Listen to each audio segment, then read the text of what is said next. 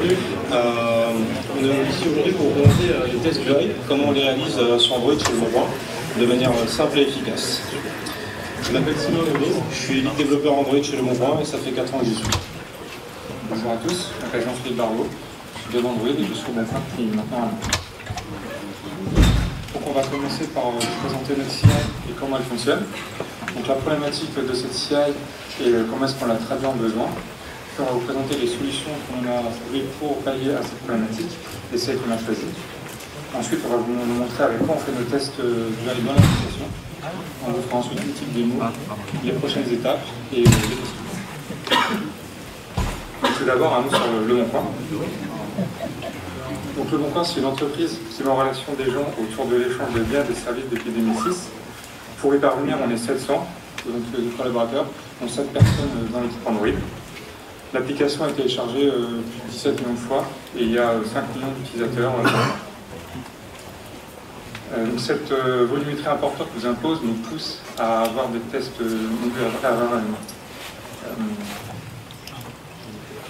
être vigilant par sur la qualité. Et donc pour ça, on utilise différents outils pour nous permettre d'assurer cette qualité, dont la chaîne d'intégration. Et cette chaîne d'intégration, c'est Sylvain qui va vous la présenter. Notre chaîne d'intégration. Donc là, vous allez voir un peu pêle-mêle tous les logos de ce qu'on peut retrouver dans notre chaîne d'intégration. Si on les arrange un petit peu, ça ressemble plutôt à ça. Donc à la base, comme un peu partout, on a des développeurs qui génèrent du code. Ce code il est versionné via Git, donc là, pas de surprise. Après, par contre, on a un outil de relecture de code qui s'appelle Gerrit, qui n'est pas forcément ultra utilisé. Combien ici l'utilisent et le connaissent?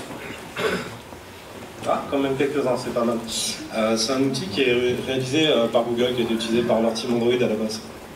Donc on peut assimiler ça à du GitHub, sauf que de fonctionner par du pull request, on va fonctionner par des reviews, on va avoir des patchettes et on va faire des reviews de la relecture au niveau des commits, c'est un peu plus grave. Quand un commit arrive en relecture sur Gerrit, on a notre serveur de CI Jenkins qui va être prévenu de ça, qui va réaliser des opérations pour voir si tout va bien. On va avoir des choses que je vais détailler après. Il va aussi avoir des outils pour faire des opérations, on va avoir des choses comme SonarQube pour la partie mesure de qualité de code, mesure de la dette technique, etc. On va avoir OkiApp aussi, par exemple, pour mettre à disposition ce qu'on va réaliser comme travail au service de QA et au product owner. Donc quand Jenkins il va recevoir une notification comme quoi quelque chose est arrivé sur Gerrit en relecture, il va effectuer cette opération et ensuite il va venir voter plus ou moins en fonction du résultat. Plus ça s'est bien passé, tout va bien, la relecture peut être faite. Moins ça s'est pas bien passé, il faut retoucher le commit, de toute façon ça passera pas même si quelqu'un valide la chose. Je vais rentrer un peu dans le détail au niveau de notre Jenkins. On a identifié 3 besoins qu'on a traduits en job. Donc notre premier besoin, ça a été, dès qu'on met quelque chose en lecture de code, on va faire passer une vérification minimale. Donc ça, c'est ce qu'on a appelé l'auto-build. Ça porte assez bien son nom, ça build automatiquement, il y a un trigger. Donc ça va faire la vérification minimale, donc ça va être le build, est-ce que l'application build toujours, un linter et les tests unitaires. Si les tests unitaires passent et que ça build OK, on avance. Si ça passe pas, on a un vote négatif et ça avance pas, il faut retoucher. Ensuite, on va avoir quelque chose qui se trigger de manière manuelle, qui va être le delivery, qui est notre livraison. Donc j'ai fait mon travail, je vais le mettre à disposition du service de QA pour des tests end-to-end et pour les product owners pour les tests de recettes. Je vais donc déclencher ce job-là. Donc lui, ce qu'il va faire, c'est la même chose que l'autobuild, donc build, linter, test unitaire, mais aussi du code coverage et certaines métriques, par exemple la taille de l'APK, le suivi du nombre de méthodes par rapport au multidex, etc. Quand on fait la mise à disposition de l'APK à ce niveau-là, comme je disais juste avant, on a nos QA engineers qui vont aller réaliser des tests end-to-end là-dessus pour voir si tout se passe bien. Enfin, on a un dernier besoin qu'on traduit en job, qui est le release, exactement celui d'avant, sauf que c'est pour la production, donc on va avoir le bon package name, la bonne signature d'APK, les bonnes clés d'API, etc. En soi, ça, c'est pas mal, ça marche bien. Par exemple, en production, aujourd'hui, notre dernière release, elle est à quelque chose comme 99,92 en crash rate, c'est pas trop mal pour la qualité. On a repéré qu'on avait quand même un petit trou dans la raquette au niveau de notre travail, c'est que de manière assez régulière, on voit des régressions visuelles passées. Donc je prends l'exemple, je fais un travail, je ne pense pas avoir cassé le UI, tout va bien. Je mets en review, c'est validé, tout va bien, les tests unitaires ne regardent pas forcément cette partie-là, les développeurs n'ont pas vu la chose passer. Je lis, et là j'ai les QA qui viennent me voir en mode « Ah, il y a un truc qui est cassé ». Bon d'accord, je reprends, je corrige, je remets en review, je relis. Potentiellement c'est le product owner cette fois qui vient me voir en me disant « Ah, là il y a un truc où on n'est pas OK, il y a quelque chose qui a changé, qu'on n'aurait pas dû ». On voit que c'est assez fastidieux, ça tourne en rond, c'est assez systématique. Donc du coup on se dit généralement quelque chose de systématique comme ça, on doit pouvoir faire quelque chose de notre côté pour pouvoir tester. Surtout qu'en plus, ça c'est vachement coûteux et pour le développeur, et pour le service de QA, et pour les product owners. Donc c'est pas top, c'est chronophage pour tout le monde. Donc pour ça, on s'est dit que pour combler le manque, on allait faire des tests d'UI. Donc ça, c'est pas déconnant. À ce moment-là, on s'est dit qu'il va falloir qu'on fasse la liste des besoins pour adresser ce manque. Donc, premièrement, on a besoin de lancer des émulateurs ou d'avoir des vrais devices à disposition pour faire tourner les tests UI. Deuxièmement, on a besoin d'installer les APK, donc l'APK de base, l'APK de test dessus. Troisièmement, on a besoin d'exécuter les tests. Et quatrièmement, générer des rapports. On va découper ces besoins en deux parties. La première partie, ça va être l'instrumentalisation, donc tout ce qui va être device, émulateur, etc. Et la deuxième partie, ça va être l'orchestration, le fait de jouer les tests et de générer des rapports. Donc, comme Cyril vient de le dire, on a eu besoin d'adresser deux problématiques. La première problématique, c'est l'instrumentalisation. Et pour ça, on a étudié deux solutions. La première, c'est Android Emulator, qui est un plugin développé par Jenkins. Donc c'est un projet Java qui est open source et il est configurable via Jenkins. Donc ça permet en fait de lancer des émulateurs et de pouvoir après par la suite lancer nos tests. La deuxième solution, c'est Swarmer. Donc c'est une lib développée par Juno, qui est un concurrent d'Uber. C'est écrit en Kotlin, c'est open source. Et comme le plugin Android Jenkins, ça permet de lancer des émulateurs. Une fois qu'on a nos solutions d'instrumentalisation, il a fallu trouver des solutions d'orchestration. Et le premier outil, c'est Spoon, qui est une lib développée par Square, et qui permet donc de lancer nos tests, de faire un rapport à la fin de nos tests pour savoir lesquels sont passés et lesquels ne sont pas passés. Donc c'est une lib qui est écrite majoritairement en HTML et en Java, qui est open source. La deuxième solution, c'est Composer, donc qui fait sensiblement la même chose, à la différence près que donc, ça permet donc de lancer nos batteries de test et de faire un rapport. Et c'est écrit également en Kotlin, et c'est en JS, c'est également open source. Donc parmi toutes ces solutions, il a fallu faire un choix. Et donc ce choix. Alors, la solution retenue, on va dire qu'il y en a deux, parce qu'il y a deux problématiques. Donc au niveau de l'instrumentalisation, on a décidé de garder plutôt Swarmer qu'Android Emulator pour une raison qui est très précise, c'est le bullet point. C'est qu'en fait, Android Emulator aujourd'hui, c'est un plugin de Jenkins. Donc en soi, c'est génial, ça marche, on a l'UI, on n'a même pas à faire de script, c'est plutôt cool. Le contre-coup, c'est que c'est pour Jenkins. Si demain je veux bouger de chaîne de CI, il y a quelque chose de sympa qui sort, je veux aller poker, je veux aller tester, ben je peux pas forcément. Il faut que je trouve un plugin qui marche. Faut que je trouve un plugin. S'il n'y en a pas, il faut que je le développe. Donc c'est vachement coûteux pour un POC quand même. Si je trouve un plugin, il faut qu'il marche, ou alors que je le comprenne, que je le fasse bien marcher. Si c'est pas le cas, j'ai plus que mes yeux pour pleurer parce qu'il n'y a rien pour m'en sortir. Donc là, le côté librairie, c'est un jar. En bash, j'ai écrit un script, ça me permet de lancer. Toutes les chaînes de CI, généralement, permettent de lancer des scripts SH, donc il n'y a aucun problème. J'ai fait le travail une fois pour toujours. Je suis tranquille, c'est portable. Ça, c'est le bullet point. Ensuite, un point qui est sympa, c'est que Swarmer, c'est écrit en Kotlin, ça utilise RX. Pour les développeurs Android, aujourd'hui, Kotlin RX, c'est quelque chose auquel on est habitué, c'est un peu notre pain quotidien. Donc au final, le coût de lecture, il est très faible. Et il n'y a pas vraiment de problématique de compréhension. Si on veut faire des pull requests, si on veut faire des forks, des choses comme ça, il n'y a pas de souci. Ça, c'est quand même, moi je trouve, un gros point pour nous de comprendre ce qu'on fait. La seule chose où il y a un petit peu plus de travail, c'est qu'en dessous, Swarmer utilise ADB, AVD Manager. Donc là, si on ne connaît pas, il y a un petit peu plus de boulot, mais il n'y a pas besoin de les comprendre pour s'en servir à la base. Dernier point, qui est un peu plus anecdotique, mais qui a quand même son importance, c'est qu'Android Emulator, il fait plus de choses que Swarmer. Swarmer va gérer juste les émulateurs de manière simple. Donc EP des émulateurs, les éteindre, s'assurer qu'ils soient bootés, etc. Alors qu'Android Emulator, lui, il va carrément pouvoir faire des multi-test runners. Donc ça, c'est sympa les multi-tests, mais bon, c'est pas forcément le cadre de ce qu'on veut. On veut juste wake up des émulateurs. Et il va aussi permettre d'installer le SDK Android si on ne l'a pas. Sur le papier, c'est cool, sauf que quand il y a un nouveau SDK qui sort, je prends par exemple Android P, et que je veux voir si mon UI elle marche toujours là-dessus, si rien n'est cassé, bah, le petit problème, c'est qu'il faut que j'attende que la personne mette à jour son plugin et le release. Potentiellement, je peux faire une PR, mais encore une fois, il faut qu'il release. Donc je suis assez bloqué. Vous me direz, je pourrais le faire en ligne de commande. Dans ce cas-là, je vais le faire dès le départ en ligne de commande. J'utilise Swarmer pour ce à quoi il sert, gérer les émulateurs, et le reste, je le fais à la main. Donc ça a été notre choix là-dessus. Concernant l'orchestration, on a préféré prendre Composer plutôt que Spoon. Déjà, premier point, c'est que c'est la suite logique de Swarmer, c'est les mêmes gars qui l'ont développé, donc ça s'est pas trop mal marché ensemble. Même point que pour Swarmer, Kotlin et RX, même argument, je vous fais pas le topo. Le point principal pour lequel Composer a été créé, il le disent très bien sur la page sur leur GitHub, c'est qu'en fait, Spoon c'est nickel, ils aiment bien, etc. La seule problématique, c'est que des fois, il y a des freezes, des fois il y a des faux positifs, et ça c'est quand même vachement embêtant d'avoir une CI qui n'est pas complètement stable, parce que ça perd un petit peu de son intérêt. Leur but à eux, au-delà d'écrire en Kotlin et d'utiliser du RX, c'était de répondre à cette problématique-là. Donc ça c'est quand même le gros bon point. Un autre point qui est important, c'est que la dernière mise à jour de Spoon, elle date de février 2007, soit plus d'1 an, alors qu'il y a quand même 70 issues ouvertes. Ça montre que le projet est plus forcément très actif, alors que le Composer est 2 fois moins d'issues, et il y a des releases beaucoup plus souvent. Et pour terminer, ça c'est un point qui est assez anecdotique, mais enfin, c'est sympa quand même. On a des rapports qui sont beaucoup plus visibles chez Composer que chez Spoon. Ils le disent sur leur page GitHub, encore une fois, ils ont fait appel à leur équipe front-end pour développer ça, donc c'est assez léché, performant, sympathique. Il y a des search filters, quand on a 1000 tests qui tournent, on n'a pas forcément envie de chercher à la main en scrollant le test qui a foiré. Bah là, on tape le nom du test et hop, c'est plus facile à trouver, quoi. Donc là, on vient de faire un peu le point sur la partie instrumentalisation et la partie orchestration. Donc ça marche plutôt bien, ça se goupille bien. Tout ça, le but, c'est de faire tourner des tests UI, mais on n'a pas encore abordé le point justement de comment on écrit nos tests UI. On écrit nos tests UI avec Barista. Donc Barista, qu'est-ce que c'est? C'est une surcouche d'Espresso développée par Shipstead Spain, qui est une filiale du groupe Shipstead, auquel appartient également le Boncoin. Un petit mot sur Espresso, donc ça permet en fait de tester notre UI quand on lance le test. Par exemple, si on clique sur un bouton, si on veut vérifier que un bouton de telle couleur ou un texte une certaine valeur, ça permet de faire ça. Et je ne sais pas si certains d'entre vous ont déjà utilisé ou développé avec Espresso, mais parfois c'est un peu fastidieux, c'est pas forcément facile à retenir la syntaxe. Et c'est là où intervient Barista, parce que ça réduit tout le code verbeux et boilerplate qu'il peut avoir Espresso. Enfin, un petit mot sur la lib, elle est open source, elle est en Java, mais elle est en cours de réécriture en Kotlin.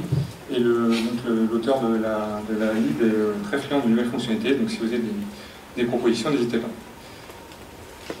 On voit quelques exemples en fait à quoi ressemble Barista. Donc pour ça, j'ai pris un exemple de simple clic avec Espresso. Donc quand on fait un clic avec Espresso, il faut le dire sur la vue qui match avec quel ID, fais-moi un clic. Alors qu'avec Barista, c'est plus simple, c'est sur une seule ligne, c'est Barista, clique-moi sur la vue que tu as ID. Un autre exemple d'assertion avec Espresso, donc même principe, sur la vue avec qui match avec tel texte, vérifie-moi que c'est bien affiché. Avec Barista, une seule ligne, c'est vérifie-moi que ce texte est bien affiché à l'écran. Un autre exemple un peu plus complexe, c'est par exemple vérifier, faire un clic sur un item dans un adapteur. Avec Espresso, faire Espresso on data, donc non plus on view, dans l'adapteur qui match avec tel ID à la position 1 tel, fais-moi un clic. Avec Espresso, il y a directement une fonction pour ça, c'est fais-moi un clic sur tel item à telle position, tel ID à telle position. Barista permet aussi de faire également des petites fonctionnalités un peu sympas. Par exemple, si on veut vérifier que notre app, quand on clique sur le bouton back, ça fait bien l'application, Barista a une méthode pour ça, et on l'appelle directement assert that back d'authenticity app, et boum, ça nous fait le test. Une autre fonctionnalité qui peut être intéressante aussi, c'est par exemple quand on veut tester notre UI avec une pop-up de permission. Là, il y a une méthode qui permet automatiquement d'afficher, on affiche un pop-up et Barista permet de automatiquement, facile, en tout cas beaucoup plus facilement que de manière classique, d'autoriser la permission. Donc maintenant, on a vu comment on instrumentalise en orchestre et on fait nos tests d'application. Donc on va vous faire une petite démo de ce à quoi ça ressemble. Ok, donc pour la démo, je vais vous expliquer un petit peu la cinématique avec laquelle on va observer. Parce que c'est pas forcément super lisible avec mon bash à côté. Donc d'un côté, j'ai mis mon bash pour exécuter le script, de l'autre côté, j'aurai l'émulateur. Donc c'est un peu accéléré, ça peut être un peu long. Mon bash, en soi, il fait rien de très spécifique avec de la glue entre les composants qu'on vient de voir. Il utilise Swarmer, il utilise Composer, et il run ma test suite qui est écrite avec justement Barista. Donc ce qu'on va faire, c'est qu'on va appeler Swarmer, on va uploader un émulateur. On va appeler Composer, on va réaliser les tests et générer un rapport. On va rappeler Swarmer pour couper les émulateurs, s'il y en a, donc il y en aura un. Et ensuite, on va regarder les rapports de test. C'est parti. Donc là, je claque mon script SH. On voit Swarmer qui est appelé, qui dit « Ah, pas d'émulateur ». J'en crée un. Donc, il crée un émulateur Pixel API 26. Il le start. Il attend que le boot soit terminé. Sinon, s'il passe la main à un Composer trop vite, pour installer les applications sur quelque chose qui n'a pas booté, ça ne va pas le faire. Donc ça, c'est déjà un point intéressant de Swarmer, c'est qu'il permet de gérer le côté attente que l'émulateur soit up. Généralement, c'est pas forcément très marrant à faire avec ADB. On doit regarder si un device est bien connecté de manière régulière, il nous abstrait ça. Ensuite, on a Composer qui arrive, qui regarde, qui voit donc 2 APK installés. Il commence à installer la première APK. Ensuite, il installe la deuxième. Il dit ok, c'est bon, j'ai fait le boulot. Je vais starter les tests. Donc là, on va avoir les tests qui vont commencer. On va avoir à peu près une trentaine de tests. J'ai volontairement laissé le dernier en fail pour montrer un petit truc intéressant. Je pense, pour la plupart, vous devez connaître le concept de flaky test. C'est quand on a un test qui est un peu instable, qui passe une fois sur X. Dans du unit, on peut les exploiter à travers Barista. Là, on a exploité, on dit si un test spécifique pète X fois, alors on considère qu'il est fail. Sinon, avant, on ne considère pas qu'il est fail et on retry. Donc là, je vais avoir une petite trentaine de tests. Ils vont tous passer sauf le dernier. C'est efficace Barista, ça ne run pas non plus aussi vite, hein. On peut se mentir. Là, ça vend du rêve. Si ça marchait aussi vite, on serait tous dessus, je pense. Donc là, on a accéléré un peu l'affaire. 21, 22, 23, 24, 25, 26, et hop. Donc là, on arrive au test, on va volontairement faire cracher la chose. Donc là, hop, on arrive ici, je crache une fois, pas de ligne dans mon bash. Je réessaye, je crache une deuxième fois, une ligne dans mon bash. Oups. Un peu trop rapide dans le bash. On relance la chose, donc là, hop, crash, tac, hop, recrash. Voilà. Donc là, on a vu que Swarmer a terminé. Il dit, enfin, Composer a terminé, il dit c'est bon, j'ai fini mes tests, je build mon rapport, hop, je passe la main Swarmer, hop, j'arrête les émulateurs. Et là, hop, on va y arriver. Donc là, je vais le laisser runner cette fois. Donc là, on va ouvrir, à la fin, on va ouvrir le rapport, on va voir que ça ressemble pas mal à Spoon. On va descendre en bas où il y a mon test fail, on va cliquer dessus, on va voir qu'il y a mon logcat très rapidement, je ne l'ai pas beaucoup filmé, et il y a des screenshots que je peux prendre pour montrer que quand je fais des assertions, ça marche pas, je prends des screenshots pour regarder comment ça se passe. Voilà pour la démo. Ensuite, quelles seraient les prochaines étapes? Ça serait moquer des API, parce qu'actuellement en fait on passe par des requêtes HTTP, mais l'idéal ça serait en fait de rester au sein de l'application et de ne pas sortir du serveur et donc de moquer des API. Après ça serait d'étudier Android Test Orchestrator, parce qu'en fait quand on a commencé à implémenter cette solution, Android Test Orchestrator n'existait pas, et ça serait une bonne alternative à Composer, donc ça serait une solution à étudier, pourquoi pas remplacer. Ensuite on pourrait implémenter UI Automator. Par exemple, ça nous permettrait, si on veut vérifier que quand on sauvegarde une image de la galerie que tout se passe bien, ça nous permettrait en gros de faire des tests cross-process. Et enfin, ça serait également d'open sourcer les scripts, parce que comme Sylvain l'a dit, il a écrit les scripts de bash lui-même, et ça serait très intéressant de les open sourcer pour les mettre à disposition de tout le monde et que tout le monde en confiance. Donc voilà, on a terminé. Est-ce que vous avez des questions ?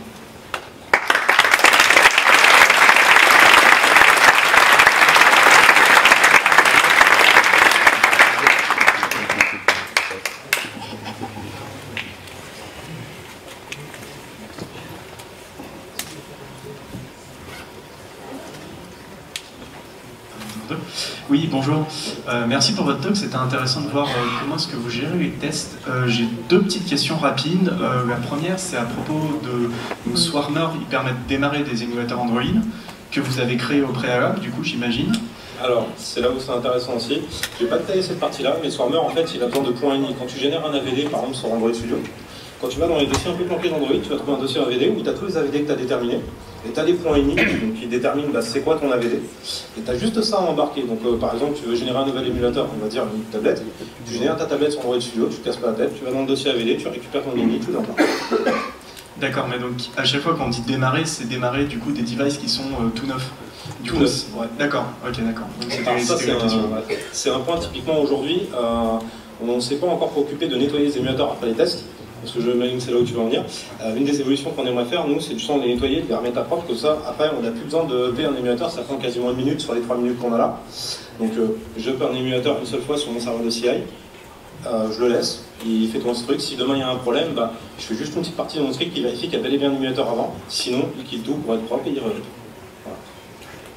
Et la deuxième question, c'était de la même façon, j'imagine, c'est un serveur sans GPU, donc en soft rendering au niveau de l'émulateur. Ouais. Typiquement, là j'ai laissé le rendering, sinon c'est quand même moins intéressant visuellement, mais sur mon serveur de CI, j'ai aucun intérêt d'avoir un rendering. Donc dans Swarmer, tu peux passer des émulateurs options comme tu passerais via ADB, par exemple, ou AVD Manager, et donc du coup, tu peux passer le no window, no audio, no skin, et t'as rien du tout.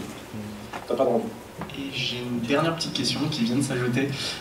Du coup, avec ce système-là, s'il y a par exemple 2 commits ou 2 pull requests qui arrivent en même temps, du coup j'imagine qu'il y a une queue dans le CI pour gérer ces trucs-là.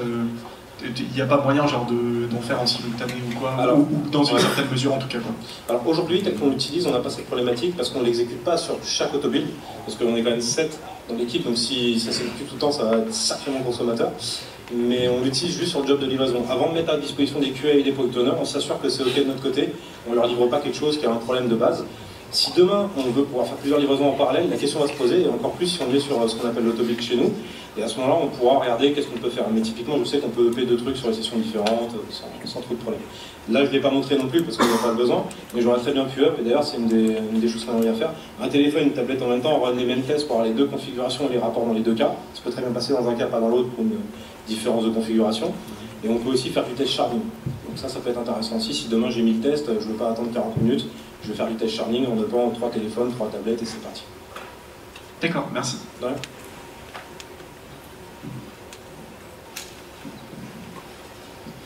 Merci. Merci pour votre talk. Est-ce que vous avez essayé de vous synchroniser avec l'équipe iOS pour arriver à mutualiser des tests ou trouver une solution qui fonctionne sur les 2 plateformes? Alors, on a eu cette discussion post-travail chez nous, c'est-à-dire que nous on s'est posé la problématique chez nous déjà. Et une fois qu'on a terminé, on a iOS qui est venu nous voir en nous disant tiens c'est pas mal, est-ce qu'on pourrait en profiter? Je leur ai dit malheureusement, Swarmer on est sur de l'émulateur Android, Composer on est sur de l'orchestration avec des APK Android, donc c'est peu transposable à iOS. Pareil, Barista sur couche d'Espresso Android. C'est pas une solution qu'on peut porter sur iOS a priori. C'est pas dommage, enfin, vous regrettez pas du coup le choix ou pensez pas à partir sur autre chose apparemment? Pas actuellement, en fait, il faut comprendre de là où on vient. On est dans une situation actuellement où il y a des tests end-to-end, on va dire situation réelle, vrai BDD, vrai serveur, vrai device. On a des tests unitaires, il y avait vraiment une couche qui manquait, donc du coup, comme il n'y avait rien côté iOS, on ne s'est pas posé la question de mettre en commun. Après, ça serait une possibilité, et peut-être que demain, on ne sait pas, on va pouvoir peut-être coder quelque chose qui permettra d'utiliser le même outil, juste en fonction de l'OS, ça pointera sur Swarmer ou sur autre chose. Mais je sais que typiquement, l'équipe iOS est en train de se poser la question de leur côté, donc je pense qu'on va sûrement revenir là-dessus. Ouais, l'année prochaine. Ouais, merci. Bonjour, merci pour ce talk. J'aimerais savoir, est-ce que vous faites de la screen comparaison sur différents livrables? Alors, pas encore, mais j'ai regardé une liste typiquement de Facebook, je sais pas comment ça s'appelle, mais ils ont sorti un truc il n'y a pas si longtemps, il y a peut-être un temps, mais c'est dans ma to-do, et c'est un truc qui serait intéressant à faire, et typiquement, quand on arrive à prendre des screenshots facilement, bah, on pourrait très bien faire du screen comparaison. Merci. En termes de questions, s'il y en a d'autres, il y a un stand Le Bon Coin là-haut. Là, on va s'arrêter là pour les questions. Passer à la session suivante.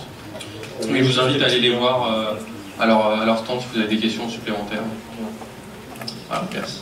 Merci.